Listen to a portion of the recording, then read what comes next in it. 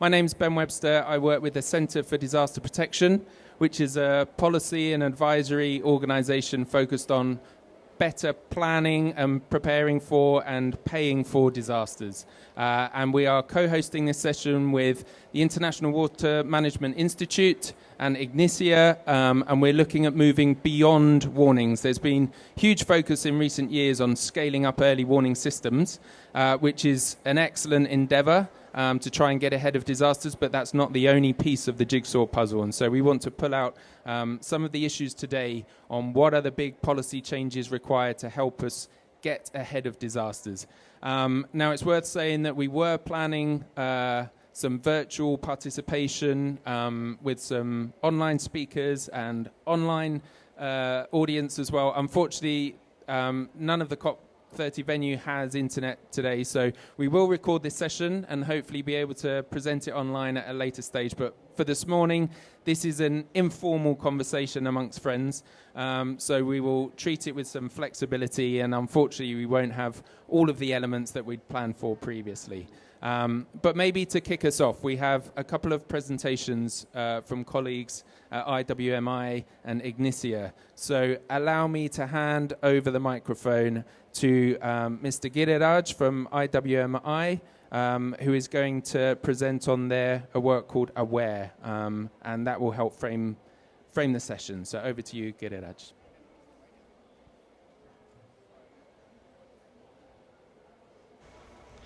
I hope okay, quite audible. Thank you, Ben, and thank you, Resilience Hub and the government of Peru for hosting this important session of Beyond Warning.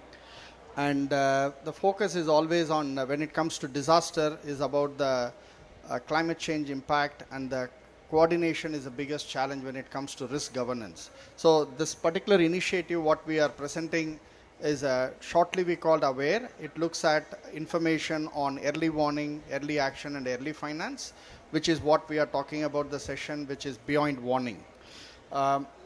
Let me take it to a couple of slides. And early this year, Swiss Re has reported early findings of those disaster impact, roughly about 145 billion US dollar, which is, I believe there are few more storms have happened. I believe these numbers are going to go.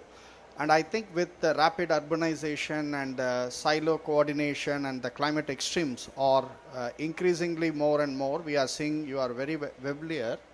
What we are trying to see, why anticipatory action is very important here.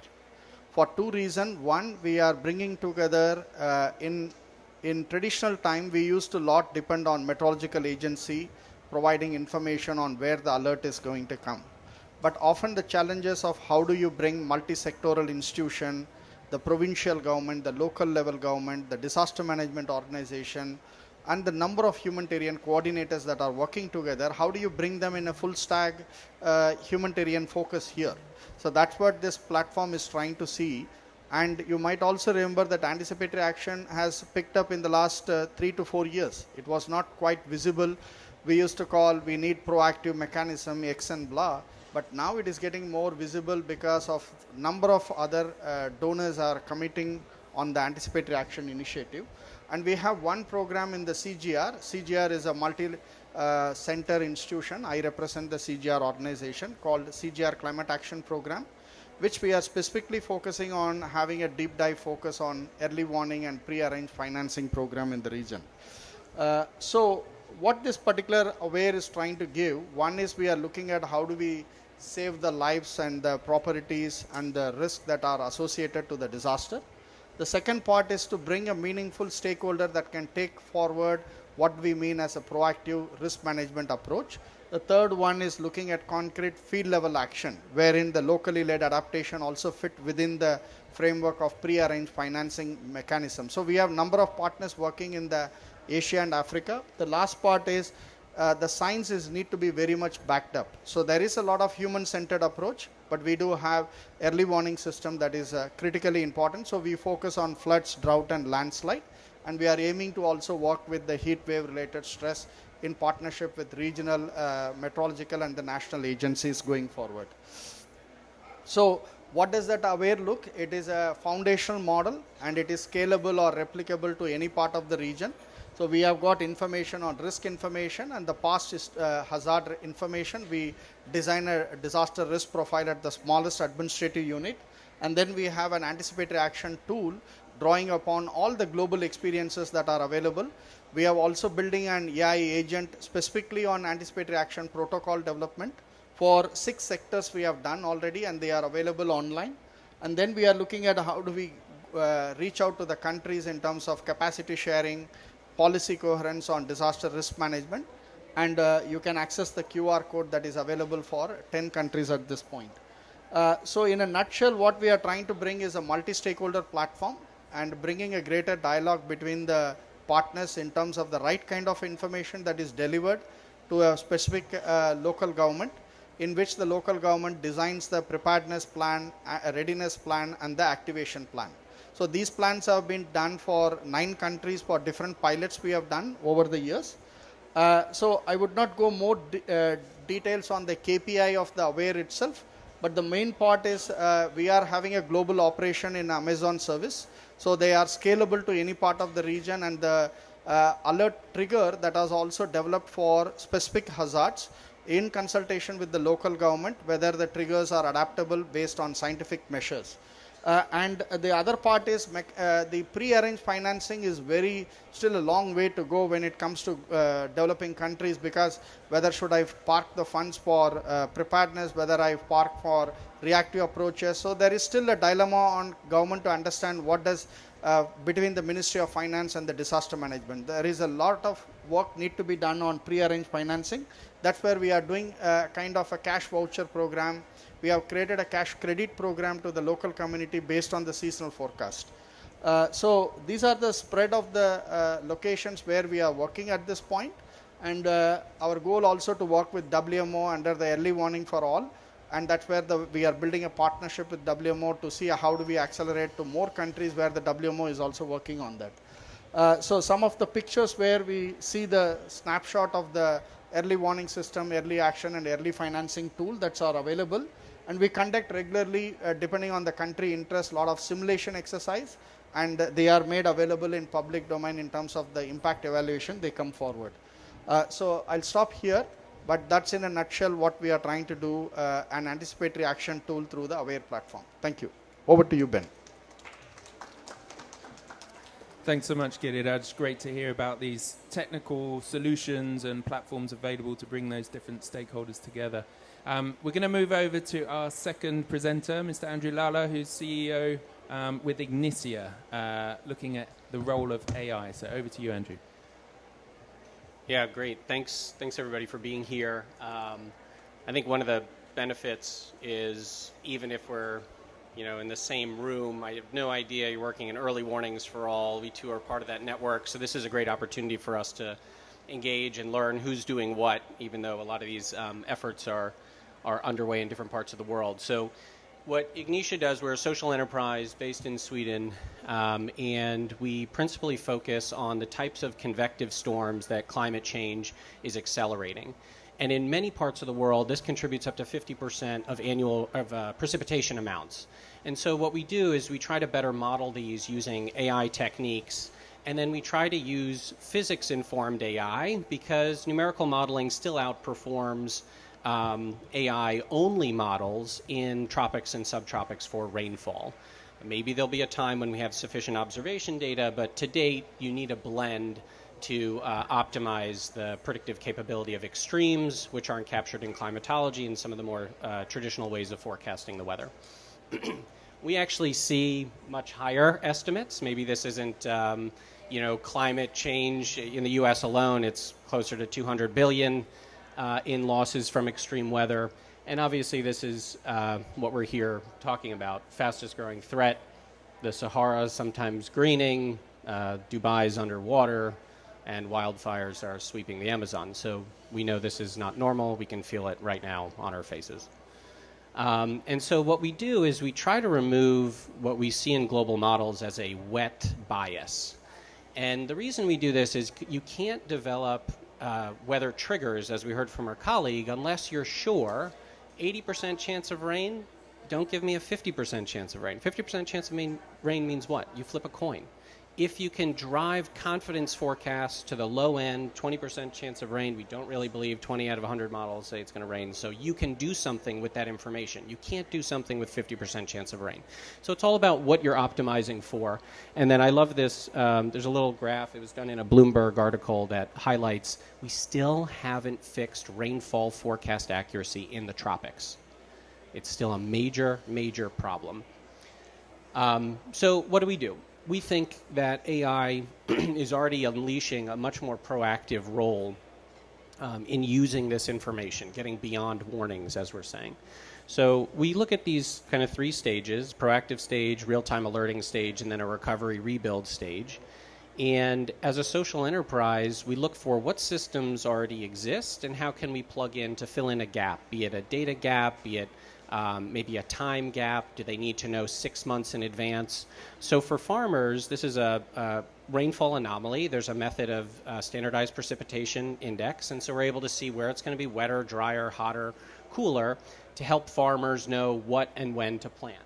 Now, in the anticipatory finance, that means pre-positioning cash assistance if you start seeing things like dry spells and drought, or developing novel parametric insurance products where you couldn't serve those communities before. And regularly when we engage with insurance companies or reinsurers, there's 2 things that stand out. They don't know the bases risk anymore because historicals no longer predict the future. And they don't have ways of scaling to low and middle income countries where you wouldn't have like a massive team of loss adjusters go out. So they need a real-time trigger, which is why partnerships with many of the satellite and remote sensing companies that exist out there, Vaisala, Planet, they're wonderful partners to be able to confirm and expand the risk pool. And then you have anticipatory infrastructure hardening. Now, in the real-time alerting stage, we too are part of the ITU Early Warnings for All. This is something that's incredibly important, but again, some of the barriers are how do you reach those in the last mile, the climate vulnerable populations, with tools that they use every single day, and that is right now very cost prohibitive. So hopefully there's some more commitments towards driving down the cost curves on that. And then looking at the recovery rebuild stage, these are everything from how do you use this information to encourage certain regen ag techniques, changing what kind of livelihood strategies individuals are using, expanding the risk pool for new insurance products, or upgrading infrastructure. A really interesting use case is starting to bundle our services with rapidly deployable flood barriers.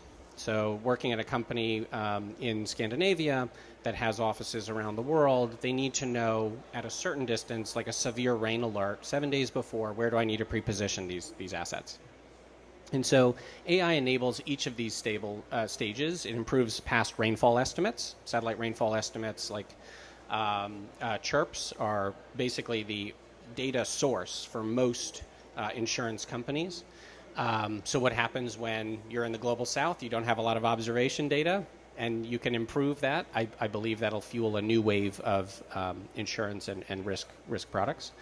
It improves rainfall forecasts, as we've seen. It improves anomaly prediction accuracy, probabilistic modeling, and allows for easier deployment of these dynamic triggers. Excuse me. One case I want to highlight is with the International Rescue Committee. So in Nigeria, they had a lot of difficulties in predicting flash floods. And so what we did is take a baseline assessment with them. We are partnered with the Nigerian Meteorological Organization, NIMET. And from there, we figure out where are the gaps or areas where the information they have isn't really predictive or doesn't correlate to incidences of these extreme weather losses.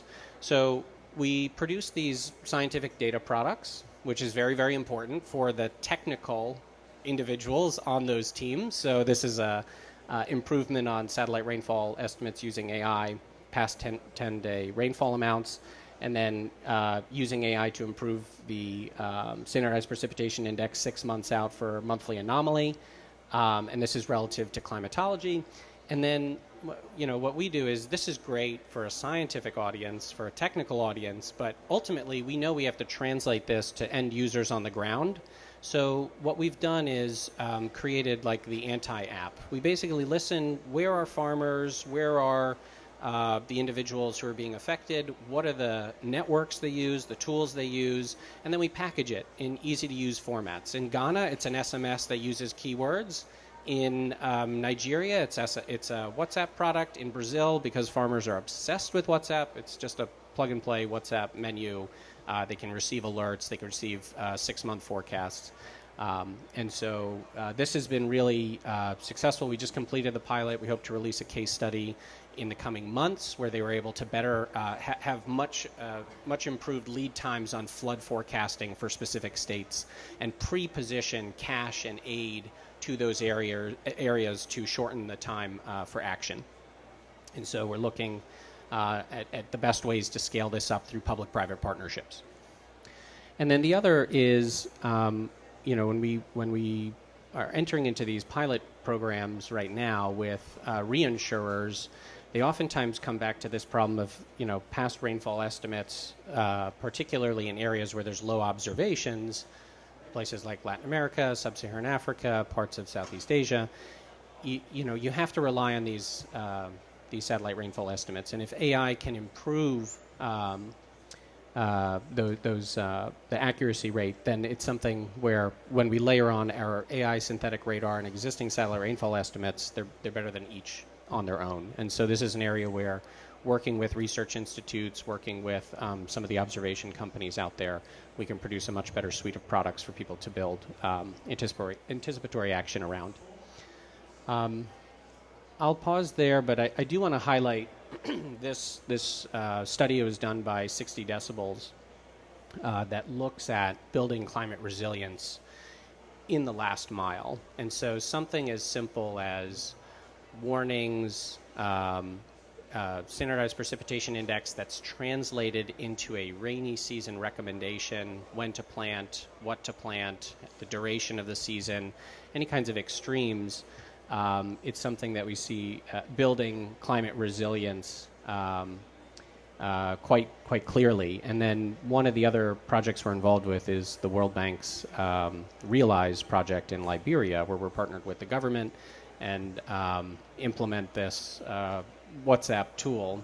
And there, people are always surprised. I mean, how many of us got caught off guard? I can show you what the alert system looked like on my phone, but most people don't have these kinds of early warning systems. And so I do think we need to get into the last mile, and then we do need to work with industry and governments to be able to let individuals know what data exists out there, where the gaps are, and how we can close that gap with AI. Thank you. Thanks, Andrew. It's incredible to think about the power of AI these days and how it's evolving so quickly and will play an increasing role in all of our lives going forward. If you have questions for Andrew and Giriraj, I'd ask you to hold on to them for the moment. We will have a chance to ask questions to all of our speakers and presenters in a little while. The third presentation we were going to have, so I'm afraid our colleague Michelle Plichter from the Centre for Disaster Protection was going to join virtually and present this year's findings of the prearranged finance report. But given that we have no internet, I'm afraid I'll have to do a very poor substitution for Michelle. And those of you watching the recording back, we can edit it in and hopefully it will seamlessly show you Michelle's presentation. Thank you for having me on this session. Firstly, as an introduction, the Centre for Disaster Protection focuses on improving how the world plans and pays for disasters. I'm Michelle Plichter. I'm a senior researcher at the Centre and lead author of the report I will be presenting today. So firstly, what is prearranged financing, or PAF, as I will also call it? It's financing that has been approved in advance of a crisis and that is guaranteed to be released when a specific trigger is met. As illustrated by Jamaica's response to Hurricane Melissa, prearranging financing can really help countries be more proactive about how they manage disaster risk. So instead of waiting for a disaster to happen and then react, it can make sure that the support arrives quickly and when it is needed most. It can also make sure that it is less costly and less fragmented. For the past 3 years, the Centre has produced this annual report in which we start to map out the trends that are happening in this space. Previous reports have shaped policy dialogues and highlighted the relevance of PAF for initiatives such as Bridgetown 3.0 and the Severe Platform for Action. We believe that tracking prearranged financing is important for two reasons. One is to help drive a shift in the international system to become more proactive about disaster response. And secondly, to increase transparency, which can lead to better information, coordination, and accountability. This year's report is still work in progress and will be launched next month. But today I will be presenting some preliminary findings. The 3 points I want to talk about today are the following. So firstly, international prearranged financing has reached an all-time high of $9.4 billion. Secondly, we see that this is not evenly distributed across countries. And finally, it is a rapidly evolving landscape. So new instruments are emerging the whole time, which means that reporting efforts will need to reflect this in the future. Now, looking at some of the charts, here we see total international prearranged financing. So that is all the financial protection that is in place and that is available to trigger when it's needed. So the orange line at the top clearly shows the steep increase in 2024. The lines below show this for different country groups. And while this has all gone up across these different country groups, the two lines at the bottom represent low-income countries and fragile and conflict-affected states, and show that they only get a very small share of the total. This one shows how it is split across the different PAF instruments that are included in the analysis. And we see the yellow line at the top represents contingent loans and grants by multilateral development banks, how they make up the majority of this prearranged financing. It's mostly the World Bank and the Inter-American Development Bank. It's also important to note that most of this, and for 2024, it's 74% of these contingent loans and grants are in the form of loans that are not highly concessional, which means that these are more expensive to countries than grants or concessional loans or subsidized insurance products.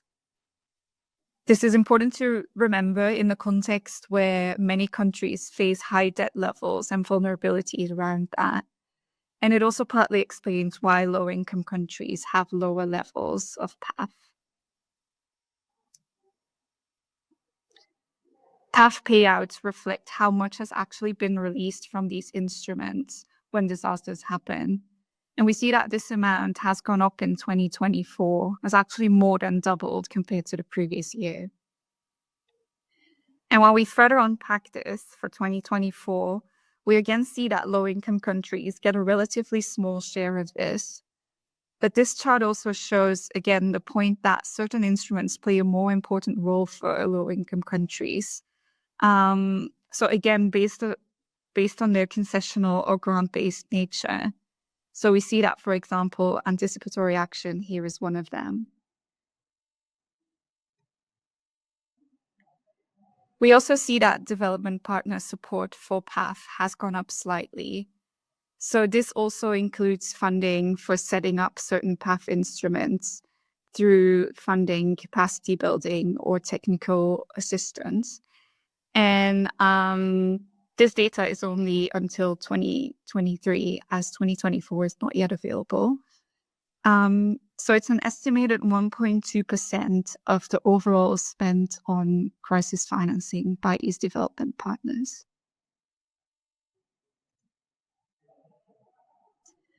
Some of the new and emerging instruments, for example, climate resilient debt clauses, they do not yet have an agreed methodology on how to track how much financial protection they are actually providing at the moment. So this is something that we need to take into account amongst other challenges related to the data in order to keep improving this and keep getting better at keeping track of this. So in summary, overall, we're seeing positive momentum and encouraging progress related to prearranged financing, but it is a rapidly evolving space. So we need to keep up with the changes and need to keep encouraging transparency. An important point to note as well is because the data goes only up to 2024, some of the impacts of the aid cuts by some major donors are not yet reflected in this. So that is another reason why we need to keep track of what is happening with prearranged financing in order to make sure that countries do have reliable disaster financing available to them. We look forward to sharing more detailed findings with you in the actual report, which will be launched in December. But for now, I would like to thank you for your time. So that report will be out soon, so I'd encourage you all to read it. It gives us a bit of a trend and trajectory of the statistics. And I think Gerard will tell us as well about a prearranged finance coalition that's been established by the UK government a bit later in this session. But for now, allow me to welcome some of our panelists to the stage. I'm afraid that we weren't able to hear from our colleague Viola Otieno, who represents the African Union Commission. She was going to present from the perspective of Pan-African continent, where does the work stand on early warning and early action? That was going to frame this whole session. But without Viola here, I would like to welcome Cristina Rodriguez, who is Director General of Climate Change and Desertification with the Ministry of Environment in Peru. Welcome, Cristina. Please give her a warm welcome. We also have Ritu Bharadwaj, who is Director for Climate Resilience, Finance and Loss and Damage at IIED, which is the International Institute for Environment and Development. Welcome. And last but not least, we have Dr. Catalina Jaime, who is Head of Secretariat at the Risk Informed Early Action Partnership. And it gives me great pleasure to be handing over the baton in that role with the REAP Secretariat to Catalina this week. So welcome to you all. Thank you so much for joining us, and very well qualified individuals to be speaking on this topic. So given that we don't have our online audience, I would love to hear your reflections on the presentations we've heard today from Andrew and Giriraj, what stood out for you. But most importantly, I guess we want to hear, in the limited time we have available today, what do you think are the biggest ticket items that are going to really help us scale up and get ahead of disasters? There are so many different elements out there, but what are the biggest levers of change that we have? What do you think are the key policy recommendations for us to move ahead collectively? So perhaps, Cristina, I can hand over to you first. Thank you, Ben, for this presentation. Hello, everybody. Thank you also for the opportunity to being in this panel with these distinguished colleagues, and I have the chance to talk a little bit more about Peru experience in this topic. And first, also congratulate the previous presentation. Very interesting. Of course, information that data gaps is something that is permanent issue in Peru. We have different offices that are last year making a lot of improve in the data collection, but I think we still need more accurate information about the risk, considering climate change. It's very common in Peru that when we see risk maps for flood or rain is using previous data. It's only few cases when we, as a Ministry of Environment and Office of Climate Change, has push a little bit more so they can consider the climate change scenarios that we have for Peru. Something that we don't see commonly in the country, and I'm happy to hear that we have that kind of progress with this different platform that we see. And also about I know we didn't have the last presentation, but we will happy to hear about the final results, because for us it's also a priority to connect science and decision makings and build the capacity for our different stakeholders that has to take decisions. So we will be looking for the final results of the last document that Ben present. And well, this topic, of course, is important for Peru. Just as a context, the climate change impacts are already exceeding our capacity to adapt. And for us, some numbers, just to have an idea, more than 70% of our population live in areas exposed to one or more climate-related hazard. In addition, because we also are located in the area of earthquakes, so it's something very important for us also, this kind of hazard. If you add climate change hazard events, the picture is more complicated for us. So in case, well, this is some of the numbers that we have. We also estimate that in the past 2 decades, more than 17% of emergency has been related to climate. And this has cost approximately 2% of our GDP. So just jumping to the question about priorities, I wanted to emphasize first that political priority. We have been working to integrate into public planning and integrating climate change and disaster risk management. For instance, in our NDCs, we have so far 84 adaptation measures in 5 sectors. All these sectors include early warning systems. In any of these, we work with measures in health, aquaculture, fishery, forest, water, and agriculture. In any of these sectors, we identify these actions, but it's still in development. We are preparing with the help of FAO concept note for GCF to be presented there, and because they now helping us to prepare this early warning system, but for multiple purposes, so multiple hazard events. So this is something that we hoping to move forward in the next months.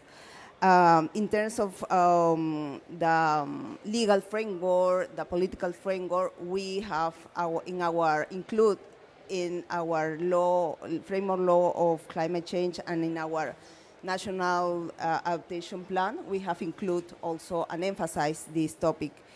There is a different system in Peru. We have also the disaster risk management system, and they have their own also structure, and we try to find elements together to keep including both elements working in a integrated way for both issues. In the other element that I wanted to comment is the financial instruments. We have specifically catastrophic insurance for agriculture. Still there is some fund that is support from the public sector, but it's still always a gap. I have the chance to talk to some agricultures, and they always complain that is not, why I'm not in the list, why I'm not receiving this support. So this is still limited what we have in catastrophic insurance in the agriculture sector, but we have that. And also we manage with some contingency loans for have immediate resources when the disaster happened. And the other that I wanted to emphasize was that we are now also focused in loss and damage. We are preparing one roadmap to give us the elements that we need to not only strengthen resilience and promote justice and human rights when we talk about loss and damage, but also being prepared as a country to apply better and get better chances when the loss and damage fund start operating and really helping countries. So we want to be prepared for that kind of opportunities that we hope we're going to have soon, the operation of the fund. So that's the elements that I wanted to comment, that we working in Peru, and we're trying to build, as I say, a comprehensive vision of how to deal with these important problems that we face every month lately. Yeah, thank you. Thanks, Christina. Really helpful to have that overview. Like I said, we will have an opportunity for questions for our panelists and presenters in a little bit, but maybe just a quick reaction, Christina. We heard in Andrew's presentation the role of AI, and we're used to using historical data for current models and to try and plan currently, but things are shifting. Have you been able to use AI at all in your work, thinking about the risks in Peru? Well, I haven't heard about it yet. Maybe my colleagues in the places that they produce information, maybe. Honestly, I haven't talked with them about it. But recently, like 2 weeks ago, we launched our participation in the Global Shield Initiative. And with that, we're hoping to have, to construct better tools for face this problem. So I think, because we're working there with GIZ, and in that initiative, UK and Germany are helping. So I think that maybe when we start discussing how to prioritize a tool that will have support of the Global Shield Initiative, I think it's an opportunity to also put this topic in the table. Now that I hear about it and I learn these 2 presentations, I'm for sure want to try to see better how we including this technology in Peru. Sure, thanks, Christina. Okay, let me move over to Ritu, who works with IIED and is an expert on climate finance and resilience, who's been working on policy development, program management and research for a couple of decades now. Ritu, what are your reflections on what you've heard so far this morning, but also what do you see as the key policy priorities going forward? Over to you. Thank you, Ben. See, I really enjoyed both the presentations, and I enjoyed reading the brief of the report about to be launched by CDP. And I'll start with what Giriraj presented. See, I totally am behind the initiative that you presented. In fact, we recently launched a paper in which we showed how early warning, early action, and especially anticipatory action can save so much money compared to if we try to respond later on. But, having heard both Andrews and your presentation, one thing I would really say, it's important to tie early warning with some initiative which is already there, because as you said, integrating community into that whole, tying it with early warning becomes so expensive, so cost prohibitive. So it is better to integrate it with some initiative which is already reaching the community, because in that case, it works both ways. You're providing early warning, but you're also using it for effective decision making for implementation of an existing initiative. And one thing that we are trying to do from our side is the use of social protection, because social protection globally, this is quite a dated figure, which says 500 billion is already being invested in social protection in all the countries. And social protection in the past has been used for poverty reduction, for dealing with marginalization, and so on. So what we could, and something that we are trying to work with 39 small island states and about 8 least developed countries and other developing countries, is to see how we can use the existing delivery model of these social protection programs to also deliver anticipatory action, but with the use of early warning system. But there are two ways in which, or two pathways by which we see that. And one is, of course, using early warning to provide cash transfer, food aid, and so on.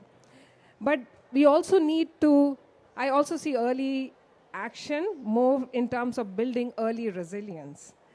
Because you talked about insurance analytics, and there's a paper that we launched yesterday in partnership with Zurich. In fact, Zurich really helped us provide some of those, the access to their software tools. So they use Climate Spotlight tool.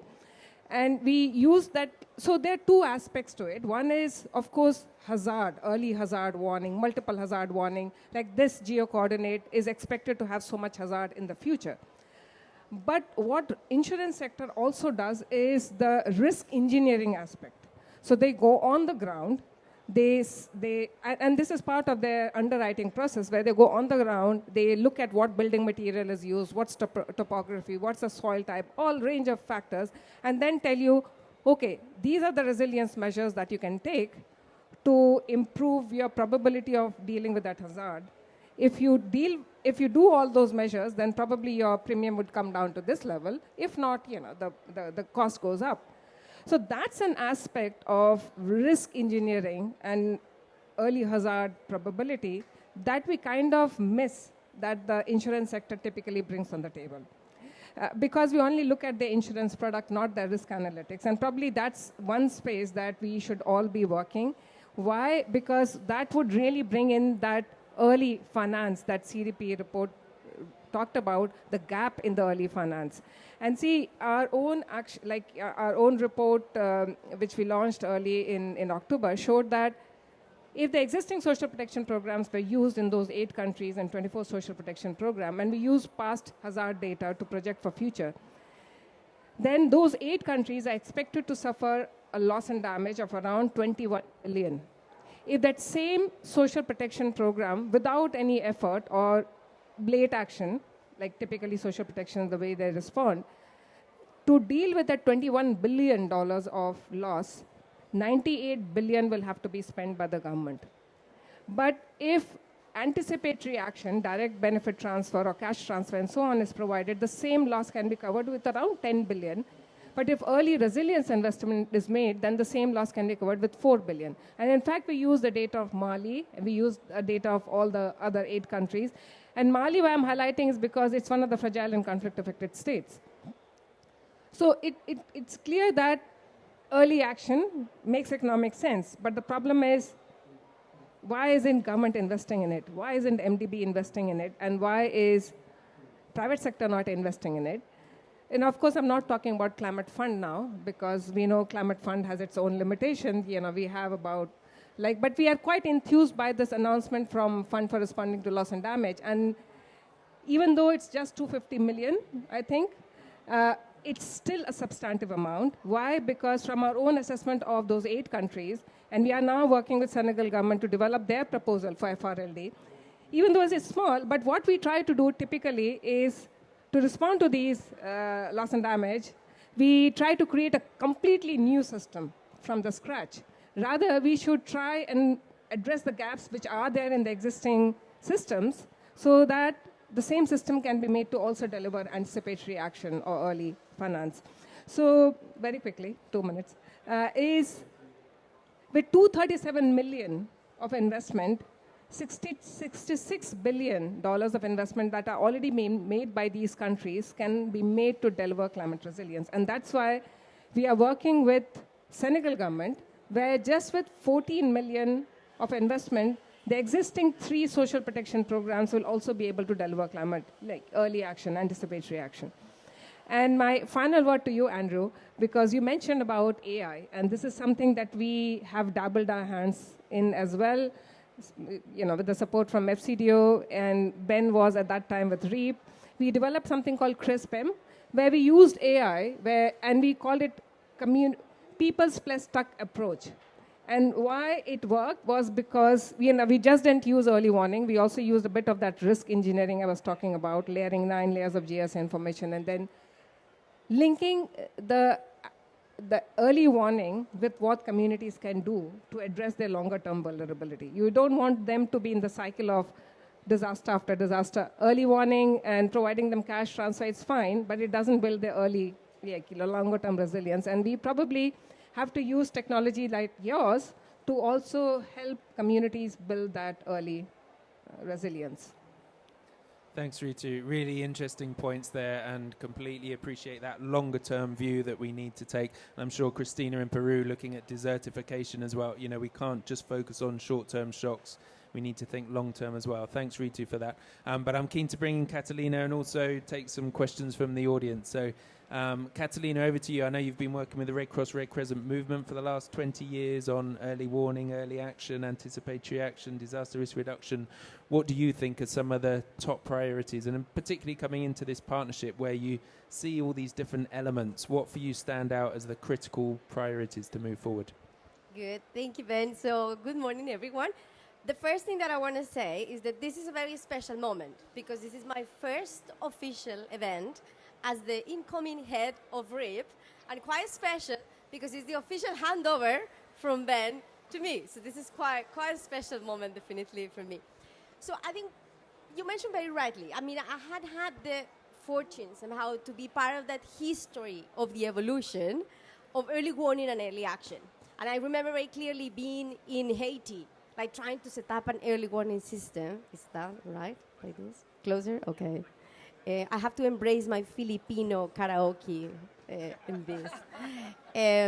So basically, I was in Haiti when we're trying to set up early warning systems after the earthquake, and I had the fortune to be the first delegate of an anticipatory action project in Uganda, like the first ever, where actually we started the whole pre-arranging. We had the first ever 50,000 euros in a bank account that were set up to be used based on a forecast. Like that was 2013, like nothing was really happening at that time. I went to Philippines afterwards, and it was quite special after Sendai, because for me it was revolutionary the moment where Cruz was created. And I was there in Philippines, so like seeing that devastation of Haiyan, who was like absolutely unprecedented. And then Cruz was created, and I was like, oh my God, this is gonna change the way how we're doing early warning and early action. And I remember many of my colleagues were like, oh, but why are you so excited? And it's really, so I think it is really so important for us to really acknowledge that we're coming from a long way. Like you, Giriyash, you have been doing like early warning early action for so many years. So I think we need to kind of understand, okay, we're coming from this, yet we know that we are heading into really dangerous territory. And I think we have a very big IPCC team, Ritu and myself, we're IPCC lead authors for Working Group 2. And the situation is serious. We all know it. Like, early warning systems are absolutely not optional. Pre-arranged financing is not an optional thing. So when you ask the question of, like, what are the priorities based on this history that we have and all what we have ahead in terms of the challenges, it's difficult to pick that one. And especially with my RIP hat, so because we're a partnership, every single partner has their own priorities. But if I could kind of like bring a couple of like really key priorities, also given the fact that over the last 20 years, there have been a massive growth of research, massive growth of investments and initiatives. I know the gap is big, but yet we are at the moment of time where there are a lot of initiatives that are not fully harmonized. And I think there is a really big importance to do a stock take, kind of step back, breathe, and really understand like where we are, who is investing in what, for which elements of the early warning, early action chain, like exactly, like which pre-financing mechanisms do we have, not only for the early action in itself, but also for the setup of the systems. So I think there is really a big work to do on that kind of harmonization of what we have.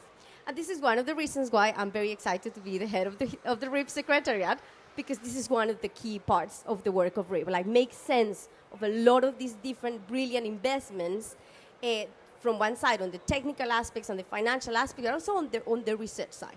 So it's one part of the equation. But I think the Center of Disaster Protection has been very good over the last few years on really showing the evidence that there is not enough. There is not enough funding that is being prearranged, that is being pre-allocated. So there is a lot to be done to really kind of bring these innovative financing mechanisms that we have been testing already over the last, I will say over the last 10 years in particular. They are really, really good, from the social protection aspect that you were mentioning, Ritu, to everything in the insurance sector that's happening. I think is so important. Something I wanted to highlight, Christina, that you mentioned, which is, I remember very clearly when we were setting up the anticipatory action kind of systems and thinking and methodologies, the government of Peru did one of the most brave and incredible release of funding based on a forecast for El Nino was in 2017, something like that, 1718, the famous kind of monster El Nino. And it was so interesting for kind of the early warning, early action community, because it was the Peruvian government who was like, okay, the forecast of El Nino, this is big. In 1998, we had a massive El Nino that was so destructive. So the government was very cautious and said, oh, we need to be ahead of the game. We're going to put the money to be able to act ahead of the disaster.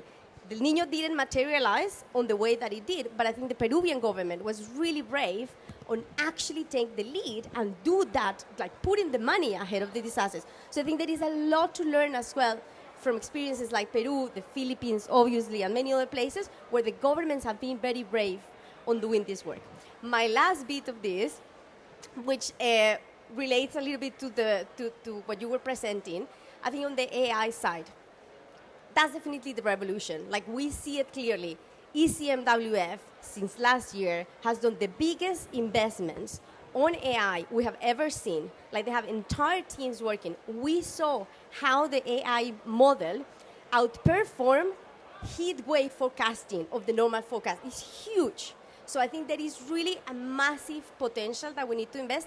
And particularly, something that many of you might know, very close to my heart, we need these in the most fragile, conflict-affected settings. Like, we really need, because the data gaps and the forecasts that we have are not enough. But it is not about necessarily, and this is maybe something that I thought, it's not about bringing the solution, the AI solution, to the National Hydromet Service, but it's like how to enable the National Hydromet Service to actually be able to create their own systems and maybe even at a regional level, like working together as a kind of regional institutions to really utilize the technology that is advancing. So I think that's a very important thing to avoid the very top-down existing kind of sharing of knowledge. And I will stop there. Thank you. Thanks, Catalina, and well done for squeezing in multiple priorities there. But I agree. I think there are lots of different elements to this that have to pull in the same direction. We do have a couple of other perspectives to bring in, but I'm keen to open up. We have expertise in the room as well. So does anyone have any particular questions, either for our expert panel or also for the presenters? We've got one at the back and then one at the front. Sarah at the back. Thank you. Good morning. My name is Tirthal Prasad Saikia. I work with an organization called NEEDS, but here I am representing START Network as a member. And I belong to a state called Assam in northeast part of India, which is located like a ball and surrounded by hills. So there are multiple actually hydropower projects, large-scale hydropower projects that has been established in the eastern Himalaya and the upstream of the hills, which is actually causing severe damage because of release of water. Although as collector would like to integrate anticipatory action in our response program, but the irresponsible dam management or unaccountable dam management process is actually creating a lot of trouble in our practice. So how we can integrate anticipatory action to a crisis which is induced by large hydropower project or energy?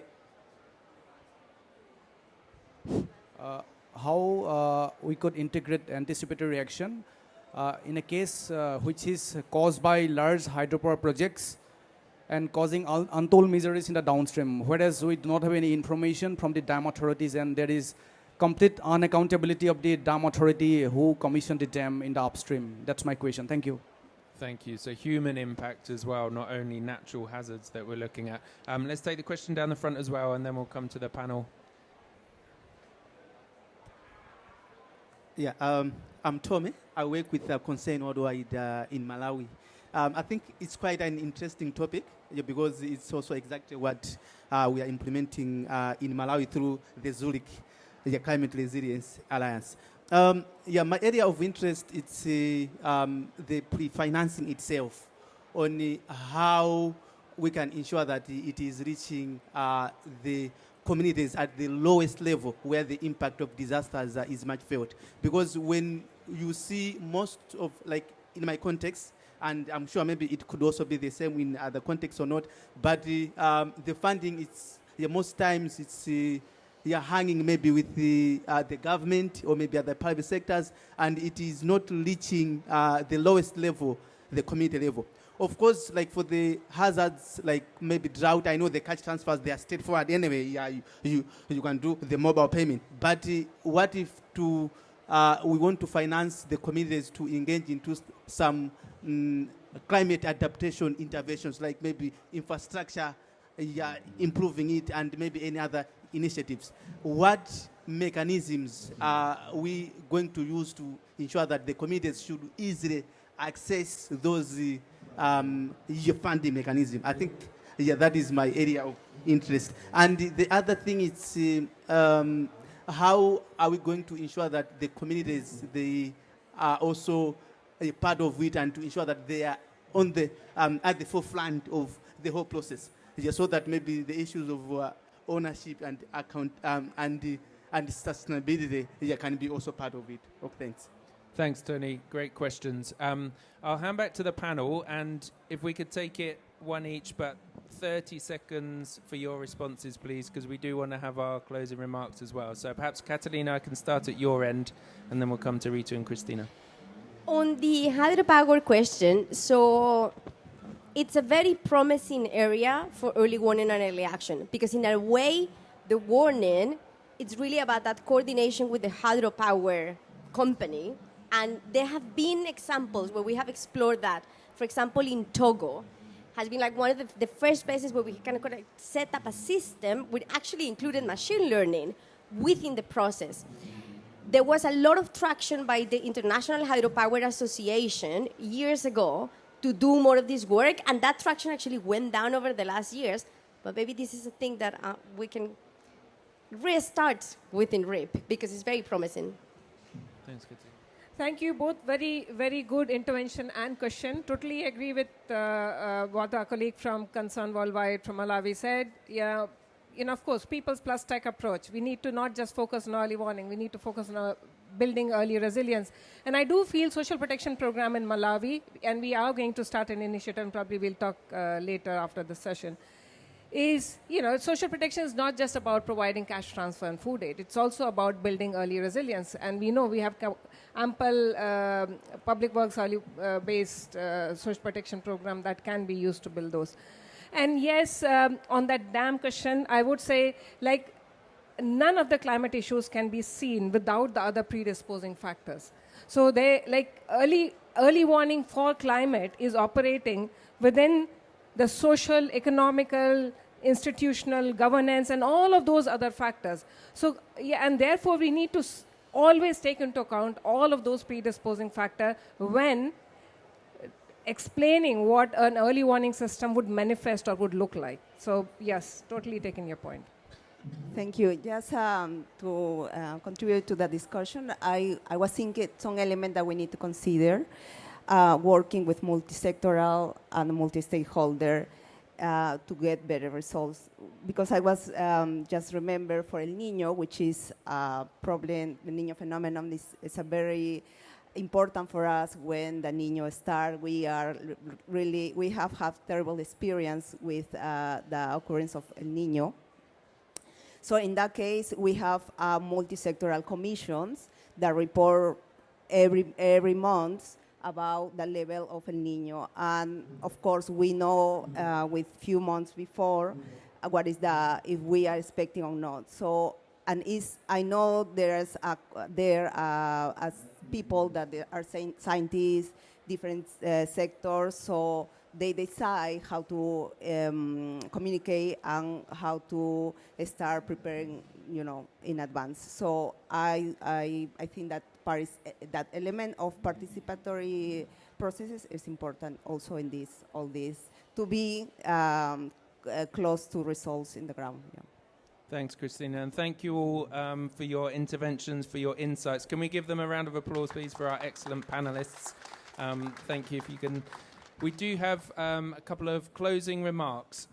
So from the WMO, we have Dr. Stefan Uhlenbruck, who's Director of Hydrology, Water and Cryosphere. Please come and join me, Stefan. So WMO has been helping to lead the Early Warning for All initiative over recent years.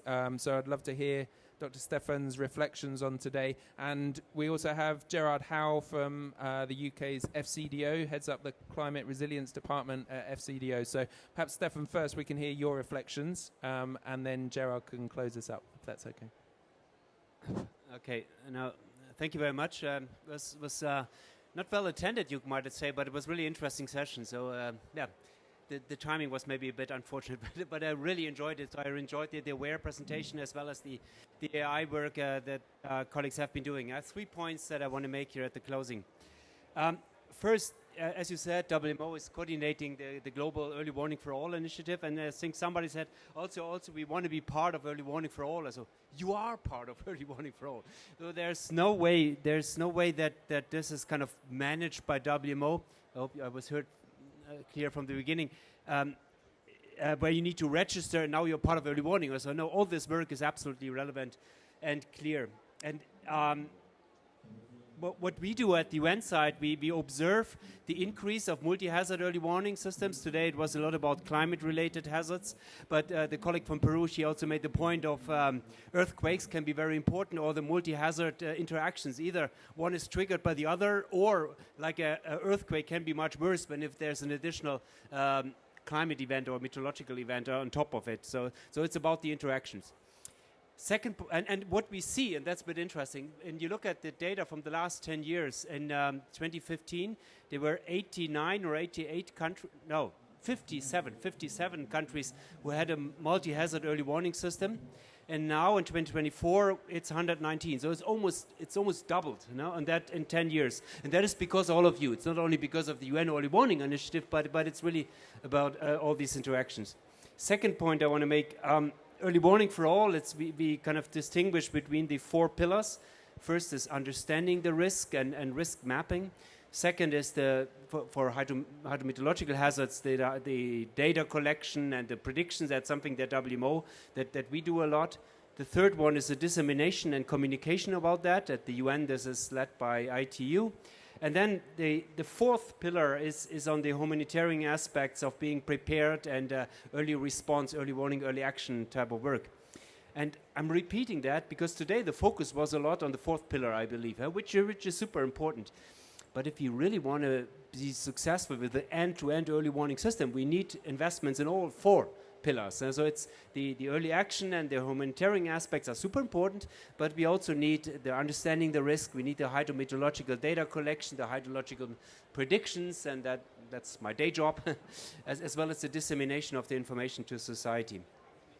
And the third point, if I may, my last point, and I think you made the point about the return on investment, and it's maybe some years old, but the Global Center for Adaptation, they published this report, I think 4 or 5 years along, and they compared different climate change adaptation approaches, like protecting mangroves in coastal tropical areas, or making water infrastructure more drought resistant, or salinity tolerant crops, and so they always had a kind of return on investment. And probably the room is full of economists. I need to be careful, and I know return on investment is a bit of a difficult thing, but then there's uncertainty and all that. But usually all of these have a positive return on investment. So every dollar you put in any of these, it's really pays back to society. And usually the return on investment, depending on the case study, was between 1 to 5, 1 to 4, 1 to 6, something in that order of magnitude. But there was one which had a much higher return on investment, very consistently across a number of case studies. And these are early warning systems. It was 1 to 9, 1 to 11, 1 to 10, and in that order of magnitude. So dear FCDO and others, never forget, there is a high return on investment, whatever we do. And we need to invest across the pillars. Thank you. Thanks, Stefan. Gerard, over to you for closing remarks. Brilliant. Thank you, everybody. And let me just say thank you to the excellent panel for the really stimulating thoughts on that. I will try and be brief as well, Ben, and thank you for the opportunity.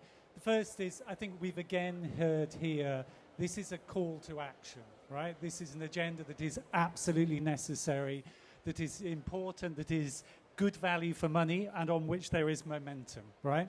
The second thing is, and we've heard it here again, this is about harnessing the power of partnership and interdependence for really creating lasting systems that have an impact. So I just want to underscore the fact that everybody here so far has talked about the way they relate and support other parts of this system to have the sort of impact we have. And thirdly, and I think most panelists have said this, but just to underscore it, it's so vital that all of this whole system, all of this input, all of this investment results in informed and meaningful action for people at household and community level, right? That is our acid test for all of this structure, for all of the financing. And it's something to which the UK and FCDO is deeply committed, as well as to ensuring that we are investing in the right things for the best value for money. And that's a really important point you make. So this is an agenda with real momentum, and we need to seize that. And I think it is finding that angle. Andrew, you talked about finding the edge, bringing AI into the system. Ritu, you talked about making sure we're harnessing the value of social protection systems to accelerate it. Garaj, you talked about making sure that that system was embedded throughout. So finding that edge and showing how we work across a system to deliver is really important. It's really important to show the evidence of impact throughout and the evidence of the way that we can shift these systems. And it's also really important to be able to describe what the next 5 years looks like, right? So this is my plug here at this session. So I'm really pleased that the UK, along with the Bridgetown Initiative and the Centre for Disasters Protection, as part of the Sevilla Plan for Action, Platform for Action, is leading a commitment to scale up crisis finance from 2%, the percentage of crisis finance from 2% to 20% that is prearranged, right? 2% is woefully small. 20% is still not enough, but it is a target to aim for. And the UK really wants to encourage other partners to join us to really move that dial so we can map out what the move from 2% to 5% to 10% to 15% looks like. Because we know that will result in better, more meaningful and informed action for people and communities across the piece. And I just want to end saying thank you to all of your efforts here. The UK is really deeply committed to this agenda. This is something that when I take it to our ministers, they instinctively get because they can understand how we can bring innovation, systems, political leadership, and the commitment of all of our partners to bear down and to actually take opportunity of this absolutely necessary opportunity, but something that is going to result in meaningful action and to keep people safe as we keep pace with disasters ahead. So thank you, Ben. You have our commitment to this partnership. Keep talking to us. We will do everything we can. Thank you. Thanks, Gerard. So it just leaves me to say thank you to Gerard, to Stefan, to all of our speakers today, for all of you participating. It sounds like a conversation that's going to continue over the coming days. But yeah, we look forward to continuing that conversation, and thank you all for joining. Bye-bye.